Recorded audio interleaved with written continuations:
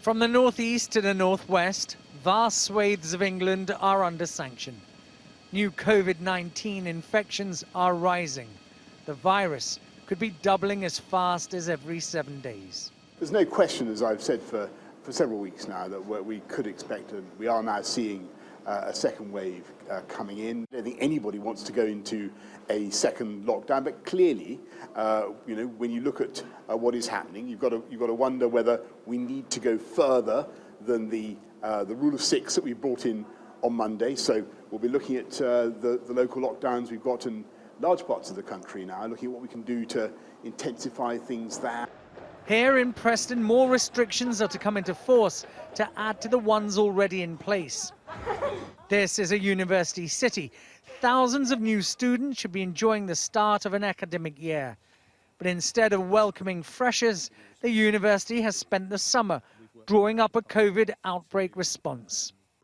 I would say everybody would be worried about the potential for a national lockdown. We just need to keep monitoring the virus, and of course that's why these regulations have been brought in, and I'm confident as long as we adhere to them, then hopefully we'll be able to avoid it.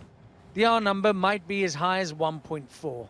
And now Lancashire, Merseyside, Warrington have all been added to a growing list of areas of intervention. Test and Trace was supposed to help us avoid another national lockdown, but there are real problems with capacity in the system, and with infection rates rising not just here in Lancashire but across the country, some other urgent action is going to be needed. This unchecked rise in infections has raised the possibility of a 2-week national lockdown in October, a so-called circuit breaker to slow down the spread of the potentially deadly disease.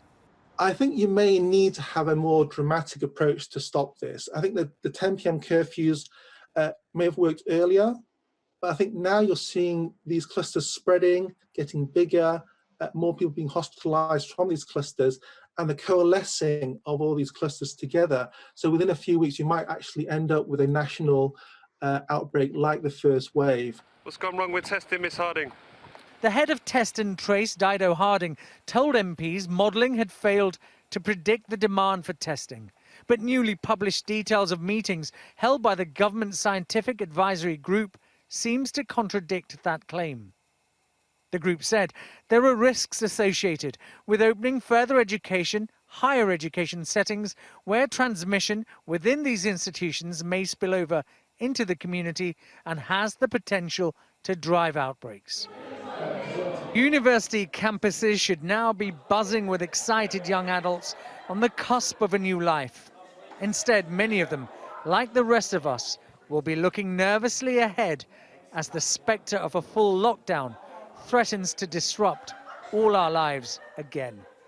Ashish Joshi, Sky News, Preston.